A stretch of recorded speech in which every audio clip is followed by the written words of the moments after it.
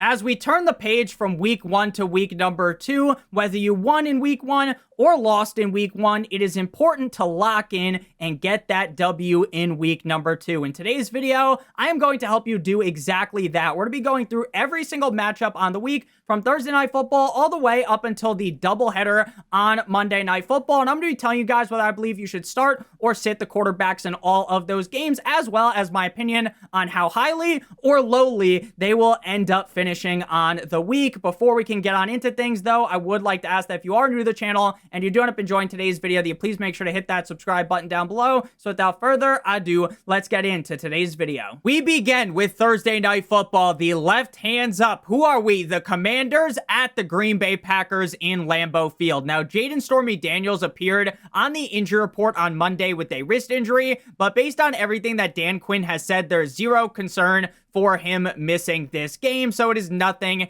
that I would worry about. Up against the Giants, he scored 20 points as the quarterback, 13. Nothing really that special, as they kind of just coasted to victory up against that Giants team. This week, he will need to perform at a much higher level if they are going to be able to win this game up against the Packers. Now, the Packers defense did basically just shove Jared Goff into a locker, so I am definitely a little bit nervous compared to how I was up against the Giants, but you didn't draft Jaden Daniels in round 3 or 4 a few weeks ago for you to sit him in week number 2. So he's a top 6 must-start quarterback on the week. For Jordan, love me tender, love me sweet. He was surgical up against the Lions. Now, he didn't have the best fantasy day or put up some huge numbers, but he did look great. Quarterback 18 up against the Lions with 16 completions on 22 attempts for 188 yards and 2 touchdowns. The Commanders' defense doesn't really concern me at all. Love feels good in the quarterback 2 range. Not a must start by any means, but definitely is going to be reliable enough to be started here. Next up, we move to the 1 p.m. slate on Sunday with the Cleveland Browns at the Baltimore Ravens. Now, despite the fact that Derrick Henry ran a train on the Buffalo Bills defense in Buffalo, Lamar still balled out. Quarterback 4 on the week with 14 completions on 19 attempts for 209 yards and 2 touchdowns with 6 rushes for 70 yards and a score as well. Anytime Lamar Jackson is in your fantasy lineup, you just feel super safe. It's like wrapping a condom around the quarterback position of your team. I don't need to sit here and wax poetically about Lamar, sit here and give him the gawk gawk 9,000 special, because you already knew that you were going to start him. Both performances last year, he was a top 10 quarterback up against the Cleveland Browns, and here is a clear must-start top 2 quarterback on the week. Now, Joe Flacco looked okay up against the Bengals. He looked how probably most people expected him to look. Not phenomenal, not terrible, just kind of meh, right?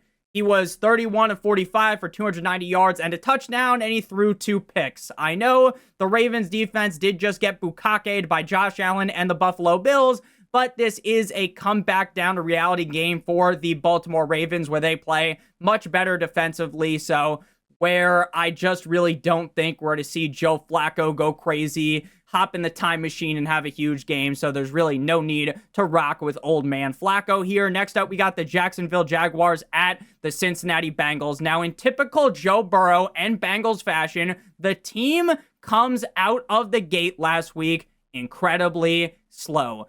Joe Shiesty was the quarterback, 28, going 14 of 23 for 113 yards and a touchdown with 3 sacks and 2 rushes for 3 yards. I'm pretty sure Myles Garrett hit him so hard at one point in that game, I probably would have shit myself if that happened, but somehow he just brushed that off and got right up. I should have seen this coming, and we did kind of talk about how it was possible that he would play worse, but I really thought the fact that they were playing in preseason games, all the starters together, it was going to bring them all to be consistent in week 1. The disaster class wouldn't occur, and just like always, it fucking does, right? The hope here is that he brushes off week 1 and actually looks like the Joe Burrow we know and love. I love this matchup up against the Jaguars. So while deep down, I am still a little bit worried because week 2 is also kind of notoriously a little slow for Zach Taylor and Joe Burrow. He did look much better in week 2 last year, so you got to rock with him as a top 5 quarterback on the week. Now, consensus rankings will have Trevor Lawrence as a start this week. They will tell you that just because Trevor Lawrence shit the bed in week 1 doesn't mean he's going to do the same thing in week number 2. Kind of like what I said about Joe Burrow, except for I actually trust Joe Burrow. We have seen Joe Burrow put up big numbers in fantasy football before. Trevor Lawrence has continued to bend us over a table every single fucking year. Now, I get, Nick, you don't want to be panicking after just one game. It's just week 1. You always say, Nick, week 1 is a liar. And I still agree with myself. But how many times am I going to be fooled by this dumbass with the long hair in Duval in Jacksonville? Not even Liam Cohen can save this dog shit, overrated, first overall pick bust. I hope me saying this somehow motivates him. I hope he goes out there and balls out because I love BTJ. I think Travis Hunter is an exciting player. I am excited about the Jaguars. I love Liam Cohen, but frankly, what I saw on the field on Sunday was a fucking disgrace. Brian Thomas Jr. is wide open. There is no one even near him, and still, this dumb fuck can't even throw the ball his way. He is so bad that it is disgraceful. And I wouldn't say this if Trevor Lawrence was like a 5th round pick. He was Mr. Irrelevant like Brock Purdy, because then who cares, right? This guy was the first overall pick. This was the guy that everyone was playing with his nuts like a fushigi. Oh my God, he's the next Andrew Luck. You see this play? It's sickening. It is sickening. Quarterback 23 last week up against a terrible, straight-up ass, shout out to Violet Myers, Panthers defense. Not doing it this week, even though the matchup is fantastic. I'm sitting him. Next up, we got the New York Football Giants at the Dallas Cowboys. Now, Dak did not perform well up against the Eagles on Thursday Night Football in week number 1 on paper. Right? When you look at the stat sheet, 21 of 34 for 188 yards and no touchdowns, no turnovers. Doesn't look good at all. But when you actually inspect the tape, when you actually inspect how he played, I think he played pretty good. And if CeeDee Lamb actually had some fucking hands and didn't screw Dak Prescott into having, maybe just a mad day, an okay day, not really screwing the pooch on your team like he did because CeeDee Lamb couldn't catch the ball. And facing the Giants defense should be a great way for Dak Prescott to just bounce back this week. He has all of the weapons to succeed. So I'm just going to take week 1 and erase it from my memory, not worry about it too much, and rock with Dak Prescott as a low-end quarterback number 1. Now, Russell Wilson is a sit. If you start Russell Wilson, then you might have something wrong with you, right? You might have a shame kink, right? Where you just get your rocks off starting a guy that's going to score 4 fucking fantasy points, right? Maybe you play in a league that works like golf, right? The lowest score wins, then Russell Wilson would be the 101. Actually, that's a lie. It'd be Spencer Rattler. But man, oh man, Russell Wilson did not look good. Mr. Unlimited, even up against the Cowboys defense that just got filleted by Jalen Hurts and the Eagles. I have zero confidence. And honestly, I don't even think I will ever start Russell Wilson again in his entire career. Next up, we got the Chicago Bears at the Detroit Lions. Now, Caleb caught fire early on up against the Minnesota Vikings and was extinguished in the second half. Even with that being the case, he did end up being the quarterback 9 on the week with 21 completions on 35 attempts for 210 yards and a touchdown, as well as 6 rushes for 58 yards and a score. I am still not 100% confident in Caleb, and I think you can make an argument to sit Caleb and, right the wrongs of last week. Fuck it, it's week 1. Who cares? Play Jared Goff instead. But with his rushing ability and the weapons around him, I do think Caleb Williams will break out this year. I think he's going to look much better. Again, week 1 wasn't the best, but it did do well for fantasy. Next up, we got Jared Goff. After week 1, are we in DEFCON 1 mode on Jared Goff, which is the worst DEFCON mode? DEFCON 5, the lowest. DEFCON 1, the worst. The answer to that would be no. But I do think we need to throw up the caution flag, throw up the warning flag, right? It is entirely possible that Ben Johnson is the main reason as to why this offense looked so smooth and as to why Jared Goff looks so good. Interesting tidbit of information, Jared Goff is 0-19-1 with play callers not named Sean McVay and Ben Johnson. This week, I would just err on the side of caution and sit Jared Goff. But he is one of the first players that are in the sit column, meaning if you flipped a player or two, then Jared Goff would be starting. So if you have to play him, I wouldn't worry too much. Again, we're not in full-on panic mode, but obviously that wasn't the most ideal start to the year for Jared Goff without Ben Johnson. Next up, we got the New England Deflatriots at the Miami Dolphins. Before we talk about this game at the quarterback position and the rest of the quarterback start-sit decisions on the week, I would like to give you guys a quick word for our friends and our partner over at Underdog. If you're brand new to Underdog and sign up using promo code Notorious, or by clicking on the link in the video description, you will receive a free pick plus a first-time deposit offer of up to $1,000 in bonus funds. As well, if you play a $5 pick'em, you receive $50 in bonus funds as well. If you're like, Nick, how does the Underdog pick'em work? It is incredibly simple. You select at least two players, they're higher or they're lower, and if both of your picks hit, you get paid. You could also do multiple other picks and the payout will be higher. So make sure you guys do check that out. Promo code Notorious over on Underdog or by clicking on the link in the video description. They have a great website as well as an excellent app that you can use. So moving back on to the Patriots at the Miami Dolphins. And I, for one, don't want to be super negative, right? I want to just believe that Tua's gonna, be fine. It's just week one. It's the shivers. He was a little bit nervous. But I'm concerned, man. I really am concerned with how Tua played on Sunday. You would have thought that this motherfucker went to college for the school of blind and deaf, and he didn't play on the Alabama Crimson Tide. That shit made me sick to my stomach. Tua played like if he threw the ball to players on the Miami Dolphins, something bad would happen to his family. It can't possibly be that bad again, can it?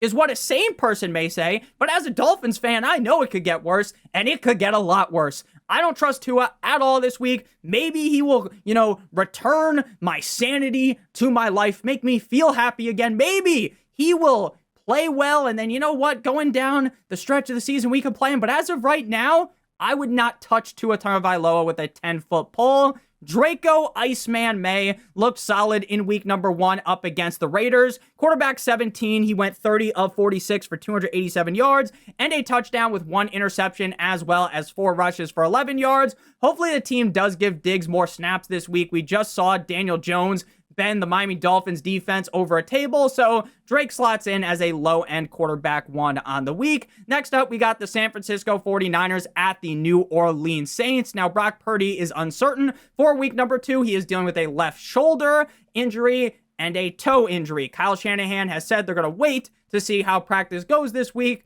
before they say anything, or they definitively say, hey, he's out, or hey, he's in, so this is something to monitor. Even Purdy with a peg leg, like his name was Patchy the Pirate, could carve up the Saints defense, though.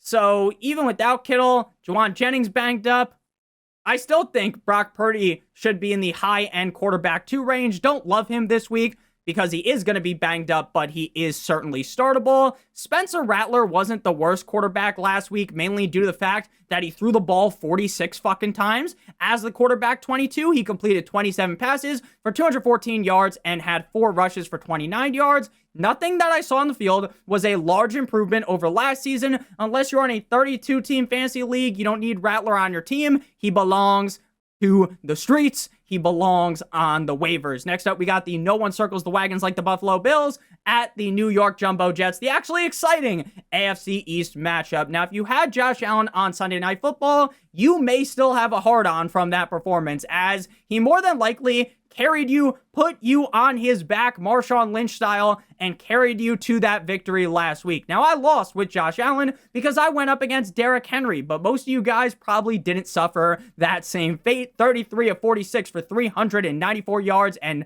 not 1 but 2 touchdowns, as well as 14 rushes for 30 yards and 2 more touchdowns, 4 total touchdowns, over 400 all-purpose yards. We just saw geriatric Aaron Rodgers smack the Jets defense up. So I feel great about Mr. Allen this week.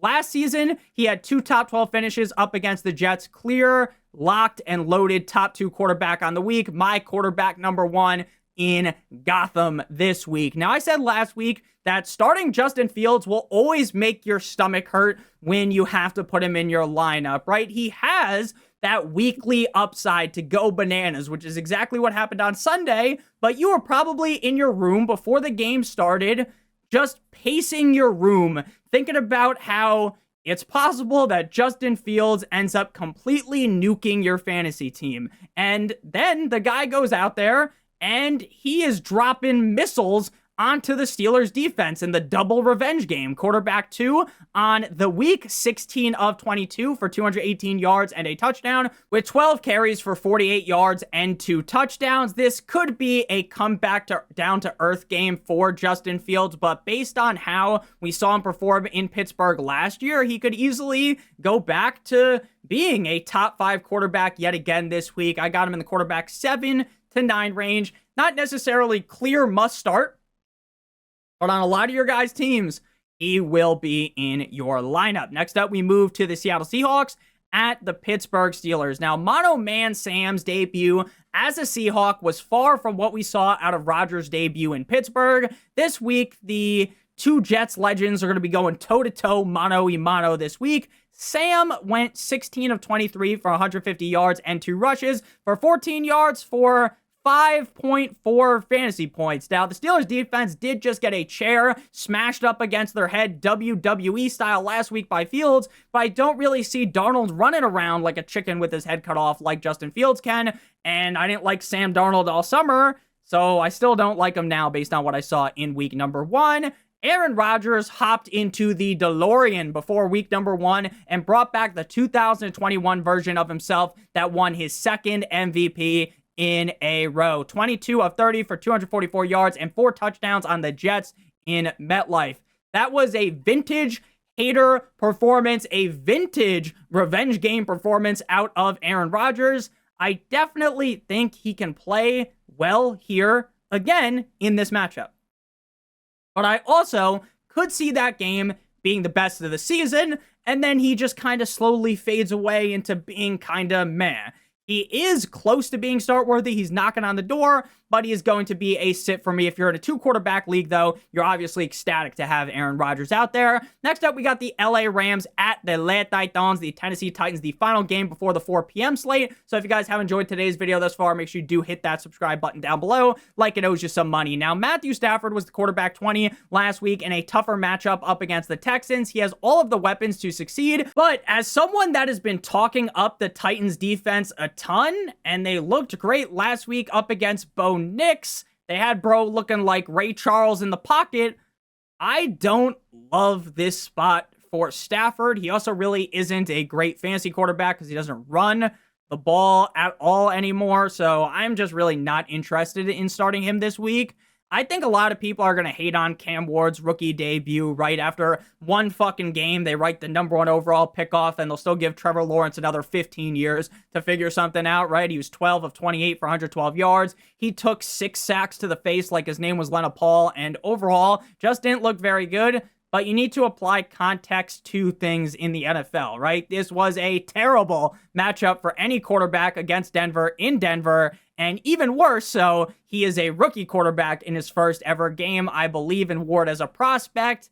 Here in week 2, though, against a good enough Rams defense that will fluster him, no need to play him. And honestly, if you're in a 12-team league, he shouldn't even be rostered. Now we move to the 4 p.m. slate with the Carolina Panthers at the Arizona Cardinals. Now, Kyler was sick before the Saints game in New Orleans and didn't have that Jordan flu game that I was hoping for. He had a pretty decent game, though. You certainly weren't disappointed if you drafted him and started him. 21 of 29 for 163 yards and 2 touchdowns with 7 rushes for 38 yards. a non-sick version of Kyler probably would have put up a better performance. And I do believe a non-sick version of Kyler will also play well up against a Panthers defense that just had his legs wide open for Trevor Lawrence last week. And the problem was for Trevor Lawrence, he just couldn't get it up. Short King Kyler is a mid-range QB1 on the week. In a battle of the two short king quarterbacks in the NFL, Bryce Young might be demoted to being a short squire after he shit down his pant leg up against the Jaguars in Duval. Did anyone see that video where Bryce Young was getting distracted by the Jumbotron game that they were playing like a fucking toddler? What is wrong with this guy, buddy? Your career is on the line and you got slapped around by a dog shit Jaguars defense.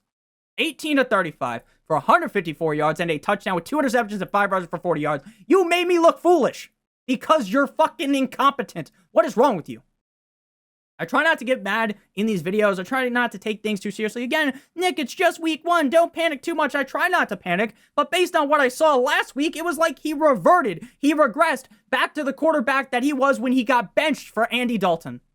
There is no way you can play him after last week. Next up, we got the Denver Broncos at the Indianapolis Colts. Now, Daniel Jones is coming off of a performance that had me crying myself to sleep. Daniel Jones had the Dolphins defense calling him daddy all game long. This dude looked like a completely different guy compared to last year in New York. Quarterback 3 on the week, going 22 of 29 for 272 yards and a touchdown with 7 rushes for 26 yards and 2 touchdowns. Maybe Daniel Jones is a new man, and maybe he is the answer, right, for the Colts that they have been searching for ever since Andrew Luck retired and fucked over O.J. Simpson in his fantasy draft. But up against the Broncos defense, that in my opinion is the best defense in the NFL, you don't need to get cute with Danny Dimes. Bo Nix was seeing ghosts like his name was Sam Darnold up against the Titans last week as the quarterback 27. 25 of 40 for 176 yards with 1 touchdown and 2 interceptions, 8 rushes for 18 yards as well. The team still ended up winning, but it was not because of Bo Nix. I think things will get better, and we're not going to abandon our priors on Bo Nix was that he was solid after 1 game, right? So I think things will get better. So Bo Nix is start-worthy. He has all the weapons to succeed. The Colts defense looked like the 85 Bears against Tua, but that's just because Tua was trash last week. So I think Nix bounces back. I'm still a little bit concerned, so I won't go top 5, top 8 quarterback, but high-end QB2 to low-end QB1 in the quarterback 10 through 14 range. Next up, we got the Philadelphia Eagles at the Kansas City Chiefs. Jalen Hurts versus Patrick Mahomes. Jalen Hurts is a must-start quarterback every single week, regardless of the matchup. The week he faces the Chiefs defense, obviously, on paper, you might have been nervous before the season. Hey, maybe the Chiefs are going to bounce back. Maybe they'll be able to go up against Jalen Hurts and beat the brakes off of him, but we just saw the Chiefs defense get kicked in the gonads by Justin Herbert the pervert, so we should feel good about Hurts in this spot. In the Super Bowl, he beat the Chiefs into a pulp, so you got to feel great about Hurts. Coming off a top 8 performance up against the Cowboys, I got him as a top 5 quarterback on the week. Now, despite the Chiefs losing to the Chargers, we did see Patrick Mahomes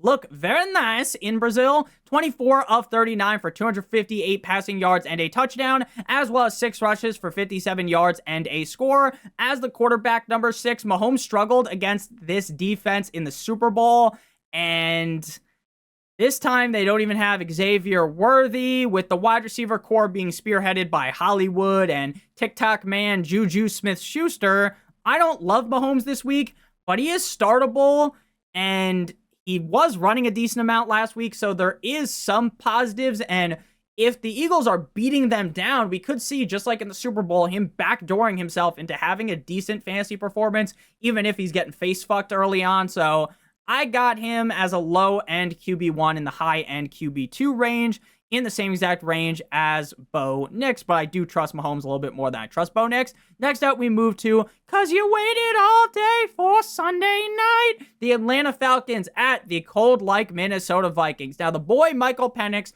turned into Stretch Armstrong on the goal line to score that crazy go-ahead touchdown late in the game. He looked good in his 4th ever NFL start and put up his 2nd highest scoring game ever in Tampa Bay, even though that game wasn't in Tampa, it was in Atlanta. I just wrote down that it was at Tampa. Got to fire the intern, even though it was me that wrote that. Now, it is a shame that Young Hoku missed that field goal. It really is. because I think Penix deserved that win after that crazy heroics to score the touchdown. Quarterback 10 on the week with 27 completions on 42 attempts and 298 yards with a touchdown and 6 rushes for 21 yards and a rushing touchdown. Brian Flores may blitz this man roughly a million times, and that could lead to Michael Penix looking like a deer in headlights. So he is a fringe quarterback 2 starter, right? If you wanted to start some of the guys that we have listed as sits, like Goff, right? If you were like, Nick, I'm playing Goff over Penix, I'm not really going to argue with you. Drizzy Drake London is dealing with a shoulder sprain and is currently listed as day-to-day. We'll see how things go. If he misses, that would lead to me wanting to bench Michael Penix, though. J.J. McCarthy threw an awful pick 6, and then after that, he bounced back in a big way. He fully locked in 13 completions on 20 attempts for 143 yards and 2 touchdowns with 1 INT, as well as 2 rushes for 25 yards and a touchdown. It would appear that the team does want to run the ball at a super high clip with Jordan Mason as well as Aaron Jones, so McCarthy may be unreliable weekly, but in a game that could be higher scoring where we should see more passing, I think he's fine. Again, he is in the same exact range as Penix. I would rather start Penix over him, but, they both make the cut to be starters. Next up, we got the first Monday Night Football game, 7 p.m. Eastern Standard Time, because who needs one Monday Night Football game when you have 2 shitty ones? Back-to-back, one starts at 10 o'clock. Who doesn't love that? Tampa Bay Buccaneers at the Houston Texans. No Chris Godwin, no problemo for Baker. Baker, touchdown maker, 3 touchdowns to the face. Shout out to Tabes of the Falcons defense in Atlanta. Only 167 passing yards, but don't matter. Still 3 touchdowns. 3 touchdowns is 3 touchdowns. I do expect that to get better on a weekly basis. I don't love this matchup up against the Texans defense that held back old man Stafford last week, but you aren't going to sit Baker, so he's a low-end QB1 on the week. The Texans offense looked dysfunctional in week 1 in SoFi up against the Rams. 19 of 27 for 188 yards and a pick, 5 rushes for 32 yards. The offensive line absolutely sucked donkey dick, so it wasn't looking good, and I'm a little bit concerned for Stroud. Again, week 1 isn't life or death, but man, that was no bueno. That was not good. Nico will be fine, but I wouldn't feel comfortable playing CJ Stroud at all, even up against the Bucs defense that just let Michael Penix free his willy. Final game, the Los Angeles Chargers at the Las Vegas Raiders. Monday Night Football, Game 2, 10 p.m. Eastern Standard Time. Can't wait to stay up till 1 in the morning to watch Justin Herbert versus Geno Smith. Justin Herbert laid the pipe down like our favorite Italian plumber, Mario, in week 1 in Brazil up against the Chiefs. 25 of 34 for 318 yards and 3 tugs as the quarterback 5. Now, if you're a Herbert owner, you're feeling real nicey. You feel like you got a nice discount on him. 7 rushes for 32 yards as well. I do not expect the Chargers to be as pass heavy as we saw last week, but I do still feel very confident in this matchup up against the Raiders defense as a mid-range quarterback 1. Geno Smith looked real solid last week. Nothing special for fantasy, but he had over 350 passing yards, 362, and he had a touchdown with 1 interception. Geno will always kind of be knocking on the door of being a starter. Like, he's like the premier. It's like how I talked about Hunter Henry, right? If you pick up Hunter Henry, your tight end's hurt or on bye, you feel great about that. It's like Geno Smith. Your quarterback's hurt or your quarterback's on bye, you play Geno, you're going to feel just fine about it, right?